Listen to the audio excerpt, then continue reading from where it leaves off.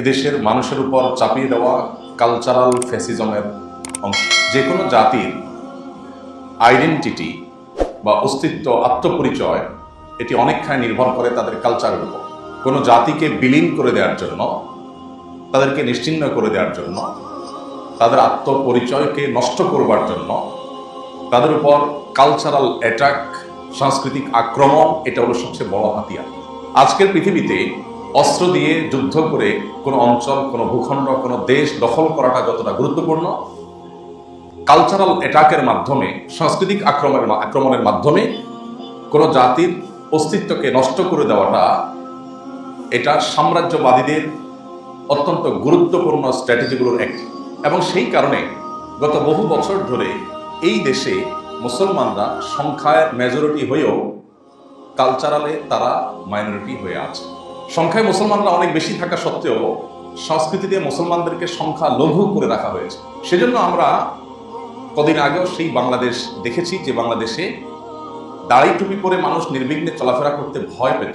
যুবক ছেলেফেলেরা টাকনুর উপরে প্যান্ট পরে নবী করিম সাল্লাল্লাহু আলাইহি সাল্লামের হাদিসের উপরে আমল করতে গিয়ে ভয় পেত। না জানি তাদেরকে জঙ্গি ট্যাগ দেওয়া হয়, না জানি তাদেরকে রাজাকার ট্যাগ দেওয়া হয়, না জানি তাদেরকে অন্য কোনো ট্যাগ দেওয়া হয়। এটা হলো কালচারাল যে ফাইট, কালচারাল যে যুদ্ধ, সেটা তার একেবারে সুস্পষ্ট প্রকাশ।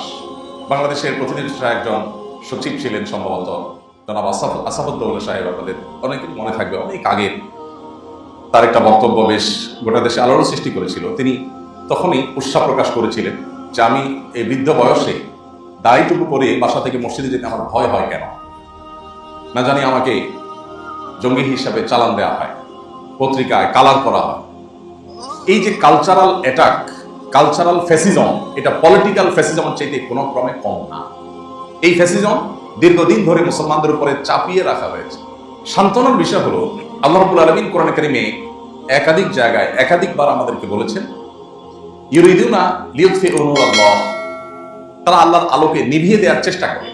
আর আল্লাহ রাব্বুল আলামিন পরিষ্কারভাবে জানিয়ে দিয়েছেন যে আল্লাহু মুতিম্মু নূরিহি, আল্লাহ তাআলা তার নূর, তার আলো, ইসলামকে পূর্ণতা দিবেন, কখনো নিভিয়ে কেউ ফেলতে পারবে না। তাতারীদের আক্রমণে যে দশা হয়েছিল গোটা বিশ্বে, সেখান থেকে আবার যে ইসলাম আপন আলোয় উদ্ভাসিত হবে, মাথা উঁচু করে দাঁড়াতে পারবে, এটা হয়তো কেউ কল্পনা করতে পারেনি, কিন্তু ইসলাম আপন আলোয় ভাস্বর হয়েছে, মাথা উঁচু করে দাঁড়িয়েছে। কালচারাল ফ্যাসিস্টরা বিভিন্ন পত্রিকা, বিভিন্ন মিডিয়া, বিভিন্ন প্ল্যাটফর্মের মাধ্যমে বুদ্ধিজীবী পরিচয় ধারণ করে, মুখোশ ধারণ করে তারা এদেশের মানুষের উপরে সাংস্কৃতিক আগ্রাসন চালিয়েছে, সাংস্কৃতিক অত্যাচার চালিয়েছে, সাংস্কৃতিক জুলুম করেছে। সেই সাংস্কৃতিক জুলুমগুলোর একটি হলো 31st নাইট নামক এই কালচারকে এই দেশে আমদানি করে এটাকে প্রতিষ্ঠিত করা।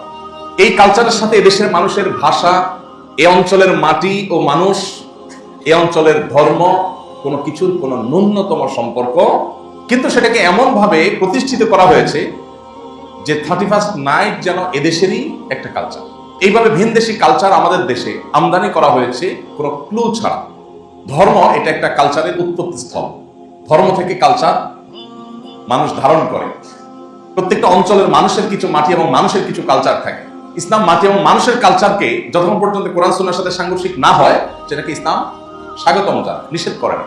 অতএব এই মাটির কালচার, এই দেশের কালচার, যে কালচারের সাথে কোরআন সুন্নাহর কোনো সংঘর্ষ নাই, সেই কালচার যদি দেশের হিন্দু, দেশের বৌদ্ধ, দেশের খ্রিস্টান, দেশের মুসলমান সবাই ধারণ করে, ইসলাম তাতে কোনো প্রকার বাদশা নেই। দুঃখজনক হলেও সত্য যে এই 31st নাইট নামক এই কালচারকে যারা আমদানি করেছে, আপনারা লক্ষ্য করবেন এই উপলক্ষে বিশেষ বিশেষ নাটক, নাটিকা, উপন্যাস, বিশেষ বিশেষ পাতা, লেখাজোকা, কালচার, এগুলোকে তারা আমদানি করেছে। আর কদিন পরে আরেকটি আসবে, 14ই ফেব্রুয়ারি, ভ্যালেন্টাইন্স ডে। সেই দিবসটাকেও এই দেশে আমদানি করা হয়েছে, প্রতিষ্ঠিত করা হয়েছে। বেশ কয়েকটা মাল্টিন্যাশনাল কোম্পানি আছে, বেশ কয়েকটা পশ্চিমা পৃথিবীর ব্যবসা প্রতিষ্ঠান আছে, তারা দেখবেন এদেশে সে সমস্ত সংস্কৃতিগুলোকে আমদানি করবার জন্য তারা মিলিয়ন মিলিয়ন ডলার খরচ করে। এই 14ই ফেব্রুয়ারি উপলক্ষে দেখবেন পত্রপত্রিকা, টেলিভিশনগুলো যেইভাবে তাদের প্রচারণা চালায়।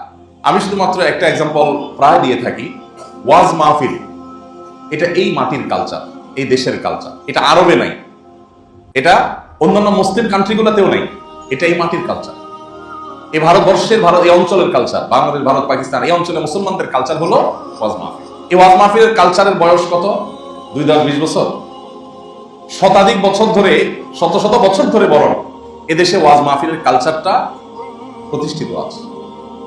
ওয়াজ মাহফিলের এই কালচারটি, এই সংস্কৃতি, এই রসম, এই প্রচলন, এটা শত শত বছর ধরে এদেশে চলে আসছে এবং এখনো পর্যন্ত এটা এই সমাজের সবচেয়ে পাওয়ারফুল গণমানুষের জমায়েত, সবচেয়ে পাওয়ারফুল গণমানুষের আয়োজন ওয়াজ মাহফিল।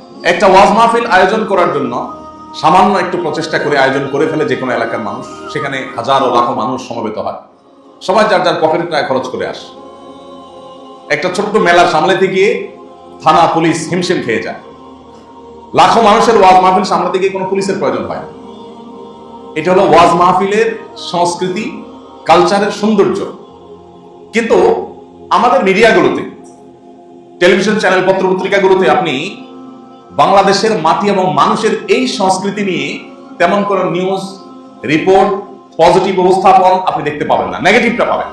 ওয়াজ মাহফিলে কোনো বক্তা ভুলভাল কিছু বলে ফেললে, উল্টাপাল্টা কোনো কিছু বলে ফেললে, কোনো ত্রুটি বিচ্যুতি করে ফেললে, হাসি উদ্রেককারী কোনো কাম ঘটায় ফেললে, সেটা দেখবেন নিউজে খুব সুন্দর করে উঠে আসছে।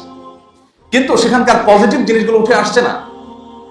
এই দেশ থেকে যৌতুকের অভিশাপকে ঝেঁটিয়ে বিদায় করার একমাত্র অবদান বলতে পারি আমি ওয়াজ মাহফিলগুলো এবং মসজিদের মিম্বরগুলো। ওয়াজ মাহফিল এবং মসজিদের মিম্বরগুলো থেকে একযোগে প্রচার প্রচারণা চালিয়ে যুগ যুগ ধরে চেষ্টা করে যৌতুকের অভিশাপ থেকে জাতিকে মুক্ত করা হয়েছে। আমাদের আশেপাশের বিভিন্ন দেশে বলেন, আপনি বার্মার কথা বলেন, ভারতের কথা বলেন, প্রতিটা পাড়ায় পাড়ায়, মহল্লায় মহল্লায়, ঘরে ঘরে মানুষ মাদকাসক্ত। আপনি ভারতের প্রতিটা এলাকাতে ঘুরবেন, আমার দেখার দুর্ভাগ্য হয়েছে। আপনি যেখানে যাবেন আপনি দেখবেন মানুষের হাতে হাতে মাদক, মাদকের ছোড়াছড়ি। বাংলাদেশ, বার্মা এবং ভারতের ঘেরাওর মধ্যে থেকেও এই ছোট্ট ভূখণ্ডটিতে এখনো পর্যন্ত মাদকের করাল গ্রাস ওদের মতো আমাদের দেশকে থাবা দিতে পারে নাই। এই অবদানের পরিপূর্ণ কৃতিত্ব এবং এটার ক্রেডিট ওয়াজ মাহফিলগুলোর, মসজিদের মিম্বরগুলো। আমাদের প্রশাসনের ভাইদের অবদান আছে, তাদের চেষ্টা আছে, কিন্তু তাদের দুর্নামও আছে। তারা যদি ঘুষ খেয়ে বহরের থেকে সেই সমস্ত মাদক দ্রব্যগুলো ভেতরে ঢোকার সুযোগ করে না দিত, তারা যদি প্রভাবশালী মাদক ব্যবসায়ী পলিটিশিয়ানদের ছাড় না দিত, তাহলে আরো আগে এটা বাংলাদেশে দমন করা সম্ভব হতো। তাদের কিছু অসাধু লোকদের এই অসাধু কর্মকাণ্ডের পাশাপাশি কিছু ভালো জিনিসও আছে, অবশ্যই আছে, কিছু নয়, অনেক ভালো জিনিস আছে। এই জন্য আমাদের প্রশাসন, আমাদের পুলিশ ভাইয়েরা, আমাদের বিজিবি, অন্যান্য যে সমস্ত বাহিনীগুলো আছে, তারাও মাদক নিয়ন্ত্রণে, মাদক দমনে তাদের ভুল ভ্রান্তি থাকা সত্ত্বেও অনেক অবদানও আছে। কিন্তু একচ্ছত্র ক্রেডিট যদি আপনি বলেন, যে ক্রেডিটে কোনো ধুলো নাই, কোনো বালি নাই, কোনো মলিনতা নাই, কোনো অপরিচ্ছন্নতা নাই, কোনো নোংরামি নাই, সেটা হলো আলেম সমাজের ক্রেডিট। যে আলেম সমাজ এদেশ থেকে মাদকের থাবা থেকে এদেশকে মুক্ত করবার জন্য তারা কাজ করেছেন, তারা মাদককে প্রতিষ্ঠা করার জন্য তলে তলে কোনো অন্যায় করেন নাই। কিন্তু আপনি কয়টা মিডিয়াতে, কয়টা টিভি চ্যানেলে, কয়টা পত্রপত্রিকাতে ওয়াজ মাহফিলের এইসব সুফলগুলো, এই সকল অর্জনগুলো, এই সকল ভালো দিকগুলোকে তুলে ধরতে আপনি দেখেছেন বলেন? আপনি সেই সমস্ত মিডিয়াগুলো, যে মিডিয়াগুলো ওয়াজ মাহফিলগুলোকে ইগনোর করেছে, এদেশের মাটি এবং মানুষের সংস্কৃতিকে ইগনোর করেছে, এগুলোকে দমিয়ে রেখেছে, বরং পারলে এদেশের মাটি এবং মানুষের কালচারকে, সংখ্যাগরিষ্ঠ মানুষের সংস্কৃতিকে আসামির কাঠগড়া দাঁড় করিয়েছে, মাথায় টুপি, মুখে দাড়ি আর টাকনুর উপরে প্যান্ট পরাকে যারা জঙ্গিবাদের আলামত হিসাবে চিহ্নিত করেছে, এই কালপ্রিটরা, এই কালচারাল ফ্যাসিস্টরা, তারা দেখবেন এই দেশে 31st নাইটের আমদানি করেছে। এটা সেই 31st নাইট আমরা ভুলে যাইনি, মাত্র 2 বছর আগের ঘটনা। এই ঢাকার আমাদের এক বোন, অচেনা অজানা কোন এক বোন, গরিব মানুষ, তিনি অল্প অল্প করে তিল তিল করে তার একটা প্লাস্টিকের ফ্যাক্টরি করে সেখানে কিছু প্রোডাক্ট তিনি তৈরি করে তার ছাদে তিনি সেটা জড়ো করে রেখেছেন এবং 31st নাইটের ফানুসের আগুন সেটার উপরে পড়ে সেগুলো সবগুলোকে ভস্ম করে দিয়েছে। মনে আছে না আপনাদের ঘটনা? আমরা আবার তাড়াতাড়ি ভুলে যাই। সেদিনের ঘটনা যে আতশবাজির আগুনে এবং পটকার আওয়াজে ছোট্ট শিশু মায়ের কোলে মৃত্যুবরণ করেছে। কদিন আগে, গত বছর বা তার আগের বছর। এই 31st নাইট এটা উদযাপনের নামে ঢাকা শহরের 5 স্টার হোটেলগুলোতে, বিভিন্ন বারগুলোতে, বিভিন্ন ক্লাবগুলোতে যে পরিমাণ টাকা উড়ানো হয়, বিদেশি নর্তকী এনে যে পরিমাণ টাকা এদেশের টাকা নষ্ট করা হয়, সেটার একটা হিসেব দৈনিক মানব জমিনে কয়েক বছর আগে দেওয়া হয়েছিল। এই বিষয়ে আমি এর আগে বেশ কয়েকবার বলেছি। এক্সাক্ট ফিগারগুলো আমার মনে নেই, তবে চোখ কপালে উঠার মতো ফিগার। এই রাত উপলক্ষে বিভিন্ন হোটেল, মোটেল, রেস্তোরাঁ, বিভিন্ন ক্লাব, এগুলাতে শত শত হাজারো কোটি টাকা নষ্ট করা হয়। ঠিক এমন এক সময়ে যখন আপনি উত্তরবঙ্গে, দক্ষিণবঙ্গে, দেশের প্রত্যন্ত অঞ্চলে বহু জায়গায় ঘুরে ঘুরে আপনি দেখতে পাবেন বহু গরিব অভাবী মানুষ তারা শীতে কাতরাচ্ছে। সামান্য একটু শীত নিবারণের জন্য 30 টাকা 50 টাকা দামের এক জোড়া মোজা কিনবার মতো সামর্থ্য যাদের নাই, তারা কাতরাচ্ছে। ওই সময়ে বিদেশি নর্তকী এনে বিদেশি কালচারকে এই দেশের মাটিতে প্রতিষ্ঠিত করবার জন্য শত শত নয় হাজার কোটি টাকা পোড়ানো হচ্ছে, নষ্ট করা হচ্ছে। প্রতি বছরে আইন শৃঙ্খলা রক্ষাকারী বাহিনীর ভাইরা তারা নিষেধাজ্ঞা আরোপ করেন, কড়াকড়ি করেন, পটকা ফুটানো যাবে না মর্মে বিভিন্ন সময় মেট্রোপলিটন পুলিশ থেকে, বিভিন্ন প্রতিষ্ঠান থেকে তারা সতর্ক করেন। কিন্তু কে শুনে কার কথা? আমি গত বছরও আহ্বান রেখেছিলাম, এবছর আপনাদের কাছে একটু জোরালো উদাত্ত আহ্বান রাখতে চাই। এলাকায় এলাকায় এই জাতীয় সন্ত্রাসীদের প্রতিরোধ কমিটি গড়ে তুলুন, যারা এই 31st নাইট উদযাপনের নাম দিয়ে মানুষের জীবনকে হুমকির মধ্যে ফেলে দেয়। সে সমস্ত যুবকদের থামিয়ে দিন।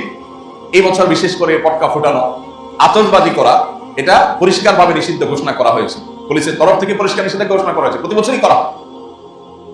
আমরা প্রতি বছরই আপনাদেরকে আহ্বান করি যে প্রত্যেকে যার যার দায়িত্বে এলাকায় তরুণ যে উচ্ছৃঙ্খল লোকজন আছে, ছেলে পেলে আছে, তাদের হাত ধরুন, তাদেরকে বোঝান, তাদেরকে কাউন্সিলিং করেন যে তোমার আনন্দ কিভাবে আরেকজনের বেদনার কারণ হতে পারে। এটা পশ্চিমাদের সংস্কৃতি, এটা আমাদের সংস্কৃতি নয়। ওদের সংস্কৃতিতে যদি এই জাতি হারিয়ে যায়, তাহলে এই জাতির আত্মপরিচয় হারিয়ে যাবে। আমাদের নিজস্ব কালচার আছে, নিজস্ব সংস্কৃতি আছে, কেন আমরা সেগুলো আমদানি করতে হবে? ভাইরা আমার, আপনি যখন আকাশে টাকা পোড়াচ্ছেন, টাকা উড়াচ্ছেন ফানুসে, ঠিক তখনই হয়তো আপনি নিচের দিকে তাকালে দেখবেন ফুটপাতে কোনো আদম সন্তান শুয়ে আছে, যার গায়ে হয়তো শীতের কাপড় নাই, যার পেটে হয়তো খাবার নাই। তো বাংলাদেশের মানুষের জন্য এই সমস্ত কালচারগুলোকে, এই সমস্ত সংস্কৃতিগুলোকে আমদানি করে সেগুলোকে প্রতিষ্ঠা করার যে অপচেষ্টায় লিপ্ত একটা চক্র, এদের বিরুদ্ধে আমাদেরকে সোচ্চার হতে হবে, আমাদেরকে সতর্ক হতে হবে, সজাগ হতে হবে। এলাকাতে যে সমস্ত মানুষ এই সমস্ত উশৃঙ্খল কর্মকাণ্ড করে তাদেরকে আইনের হাতে তুলে দিতে হবে, পুলিশে সোপর্দ করতে হবে। ফানুস ওড়ানো, আতশবাজি করা, পটকা ফুটানো 31st নাইট উপলক্ষে এটাকে নিষিদ্ধ ঘোষণা করা হয়েছে। অতএব নিষিদ্ধ কাজ যে করবে তাদেরকে আইনের আওতায় আনতে হবে, আইনের হাতে তাদেরকে তুলে দিতে হবে। আল্লাহ রাব্বুল আলামিন এই সকল অপসংস্কৃতি থেকে আমাদের প্রিয় মাতৃভূমিকে আল্লাহ তাআলা হেফাজত রাখার তৌফিক দান করুন। ভাইরা আমার, আমরা প্রতি বছরই এই কথাগুলো বলি। ঢাকা শহরে বৈদ্যুতিক তারের যে জাল বিছানো আছে আমাদের মাথার উপরে, এই ফানুসের আগুনে যে এখনো 2-4-10টা বিল্ডিং পুড়ে ছাই হয়ে যায়নি, হাজার হাজার মানুষ কয়লা হয় নাই, এই তো বেশি। অতএব আমাদের ছেলেরা, আমাদের তরুণরা, তারা যদি কেউ আতশবাজি করতে চায়, তাদেরকে আতশবাজির ভয়াবহ চিত্রগুলো জানান, সেগুলো তুলে ধরুন তাদের সামনে, তাদেরকে সচেতন করুন, সতর্ক করুন যে তোমার আতশবাজির আগুন কোথায় গিয়ে পড়বে, কোন মানুষের স্বপ্নকে পুড়ে ছারখার করবে তুমি জানো না। শব্দ সন্ত্রাস, শব্দ দূষণ, এটা আমাদের সমাজে যে হারে বাড়ছে আমরা সবসময় বলার চেষ্টা করি। প্রতি বছর ওয়াজ মাহফিলের মৌসুম আসলে আমি বলার চেষ্টা করি, ওয়াজ মাহফিলের আওয়াজ এটাও যেন কোনো মানুষের কষ্টের কারণ না হয়, তাহলে এটা ইসলাম প্রচার হবে না, এটা ইসলাম থেকে মানুষকে আরো দূরে সরানো হবে। বারবার করে আমরা এই কথাগুলো বলতে থাকি। আমি সেই ওয়াজ মাহফিল অ্যাভয়েড করি যে ওয়াজ মাহফিলের মাইক দূর দূরান্ত পর্যন্ত লাগিয়ে মানুষকে অতিষ্ঠ করা হয়, শহরের জীবনে মানুষকে কষ্ট দেওয়া হয়, সেরকম মাহফিলে আমি দাওয়াত নিলেও সে দাওয়াত আমি ক্যান্সেল করি। কারণ শব্দ সন্ত্রাস করে মানুষকে কষ্ট দেওয়া এটা ইসলামের সভ্যতা হতে পারে, ইসলামের শিক্ষা হতে পারে। আপনি দেখবেন আমাদের দেশে প্রায় গান বাজনার বিকট আওয়াজে হার্টের রোগী তারা ছটফট করতে থাকে বিছানায়। অনেক বৃদ্ধ মানুষ, অনেক ছোট শিশু যাদের হার্ট দুর্বল, তারা ছটফট করতে থাকে, কিছু বলতে পারে না, ভয়ে আতঙ্কে। তো এই অপসংস্কৃতি, এটার বাহন হলো এই 31st নাইট, 14ই ফেব্রুয়ারি। এগুলাতে বহন করে এই অপসংস্কৃতির সয়লাভ আমাদের এই দেশকে, আমাদের মাটিকে গ্রাস করে ফেলছে। এই কালচারাল যে ফ্যাসিজম দীর্ঘদিন পর্যন্ত আমাদের দেশে চলমান আছে, এটার বিরুদ্ধে আমাদের একটু রুখে দাঁড়াতে হবে, শক্ত হাতে এটাকে দমন করতে হবে। যেহেতু পুলিশ থেকে রীতিমতো আতশবাজি, ফানুস উড়ানো, পটকা ফুটানো 31 ডিসেম্বর নাইট তথা 31st নাইট উপলক্ষে নিষেধ করা হয়েছে, অতএব এই নিষেধাজ্ঞা বাস্তবায়ন করা এটা পুলিশের পক্ষে একা সম্ভব না, এটার জন্য জনগণের সহযোগিতা প্রয়োজন। আমরা যে সবাই সহযোগিতা করি, সবাই যদি সতর্ক থাকি, পুরো এলাকার প্রত্যেকটা মানুষ যদি পাড়ায় পাড়ায় যদি আমরা দায়িত্বশীল হই, যে কোনো এলাকাতে কোনো যুবককে উচ্ছৃঙ্খল কোনো কাজ করতে দেওয়া যাবে না, তাহলে দেখবেন এই অপসংস্কৃতিকে ঝেঁটিয়ে বিদায় করা গেছে ইনশাআল্লাহ। আমাদের তরুণদের তাদের নীতিনৈতিক যে শিক্ষা দীক্ষা মোরাল যে দিকগুলো তাদের মধ্যে এস্টাবলিশ করার কথা, প্রতিষ্ঠিত করার কথা, গেঁথে দেওয়ার কথা, পারিবারিকভাবে সেটা না হওয়ার কারণে আজ আমাদের সন্তানরা বিপদগামী হচ্ছে, তারা ভুল পথে চলে যাচ্ছে। বিদায় সন্তানদেরকে দ্বীনি শিক্ষা দেওয়া, তাদেরকে কোরআন হাদিসের আলোয় আলোকিত করা, তাদেরকে আল্লাহ রাসূল সাল্লাল্লাহু আলাইহি ওয়াসাল্লামের পথে গাইড করা, এটার কোনো বিকল্প পথ আমাদের সামনে খোলা নেই। যদি আমরা বাঁচতে চাই, যদি আমরা আত্মমর্যাদা সম্পন্ন জাতি হিসাবে মাথা উঁচু করে দাঁড়াতে চাই, যদি আমাদের আত্মপরিচয়কে টিকিয়ে রাখতে চাই, তাহলে আমাদের সন্তানদেরকে দ্বীনি শিক্ষা দেওয়ার কোনো বিকল্প পথ খোলা নেই। আপনার যেই সন্তান আজ উচ্ছৃঙ্খল হয়ে আতশবাজি করে আরেকজনের ঘুম হারাম করবে, আরেকজনের কষ্টের কারণ হবে, তার ফুর্তি করতে গিয়ে, বন্ধু বান্ধবের বাসনা পূরণ করতে গিয়ে, এই সন্তানই আপনার চোখের পানি পড়ার কারণ হবে একদিন। যেই সন্তান আরেকজনকে আঘাত করছে, আরেকজনকে কষ্ট দিচ্ছে, আরেকজনকে ডিস্টার্ব করছে, আপনার একটু বিরক্ত অনুভব হচ্ছে না, আপনার কোনো ভূমিকা থাকছে না, এই সন্তান আপনাকে কষ্ট দিবে, আপনি চোখের পানি ফেলবেন, সেদিন আপনাকে দেখবার কেউ থাকবে না। এই জন্য প্রত্যেকটা ঘরে ঘরে আমাদের সন্তানদেরকে নিয়ে আমরা বসি, তাদেরকে নিয়ে আলোচনা, তাদের নিয়ে পর্যালোচনা করি, তাদের মতামতগুলো নেই যে তারা আতশবাজি এবং ফানুস এবং পটকা কিনে তারা যে উন্মাদনা করতে চাইছে, বন্ধু বান্ধবকে নিয়ে আনন্দ ফুর্তি করতে চাইছে, এর ক্ষতিকর দিকগুলো কি কি তাদেরকে বোঝানোর চেষ্টা করি। তাদেরকে সুস্থ শুদ্ধ ধারার যে বিনোদন, সুস্থ এবং শুদ্ধ ধারার যে সংস্কৃতি, সেগুলো চর্চার জন্য তাদেরকে আমরা উদ্বুদ্ধ করি। তাহলে সেক্ষেত্রে আমাদের সমাজটা সুন্দর হবে, আমাদের পরিবারটা সুন্দর হবে। যেই বাবা মা, যে বড় ভাই, যে পরিবারের কর্তা, তার অধীনস্থদেরকে এই দিকগুলোকে ডেভেলপমেন্টের জন্য কাজ করবেন, চিন্তা করবেন, তার সন্তান, তার ছোট ভাই ব্রাদার, তাদের দ্বারায় সমাজ আলোকিত বা উপকৃত হওয়ার আগে তিনি নিজে উপকৃত হবেন। এই জন্য এ ব্যাপারে আমাদের সর্বাত্মক প্রচেষ্টা থাকা দরকার, সর্বাত্মক সহযোগিতা থাকা দরকার। প্রতি বছরই 31 নাইট উপলক্ষে যে দৃশ্য, বিশেষ করে শহরে, আজকাল গ্রামেও শুরু হয়েছে, আমরা দেখতে পাই, এ দৃশ্য কখনো কাম্য নয়, এটা কখনো আমাদের সংস্কৃতি নয়। এবং এই সংস্কৃতির যে ক্ষতিকর দিকগুলো আছে সেগুলো আমাদের খুব ভালো করে তুলে ধরতে হবে। কালচারাল ফ্যাসিজম মোকাবেলা করার জন্য আমাদেরকে নতুন করে একটু প্রস্তুতি নিতে হবে, কাজ করতে হবে। এই দেশে বিবাহ বহির্ভূত সম্পর্কের এই কালচারকে নাটক সিনেমার নাম দিয়ে এস্টাবলিশ করা হয়েছে, আমরা টেরও পাইনি। এখন আমাদের ছেলেমেয়েরা বফ গপ বলতে কোনো ন্যূনতম তাদের হেজিটেশন হয় না। স্বামী স্ত্রী এই শব্দ, এই পরিভাষাগুলো, এগুলো যেরকম খুব কমন এবং স্বাভাবিক, আজকাল এই গার্লফ্রেন্ড বয়ফ্রেন্ড এই শব্দগুলো অনেকটা সেই রকম স্বাভাবিক শব্দে পরিণত হয়ে গেছে সমাজে। এটাই হলো কালচারাল অ্যাটাক, সাংস্কৃতিক অ্যাটাক, যেটা 20 বছর আগেও কল্পনা করা যায়নি এই সমাজে, সেটা এখন করা যাচ্ছে।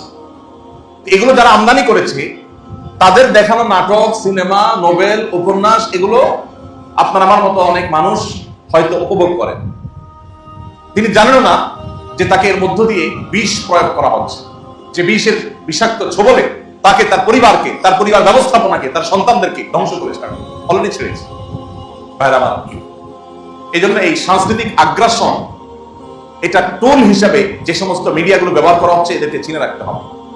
এরা ভিনদেশী কালচারকে এদেশে প্রতিষ্ঠিত করতে চায়, এদেশে মানুষকে গোলাম বানাতে চায়, দাস বানাতে চায়। ওলামা ইকরাম চিৎকার করে করে বলে, কিন্তু খুব কম মানুষের কানে পানি আসে। সর্বনাশ যখন হয়ে যায় তখন মানুষ টের পায়।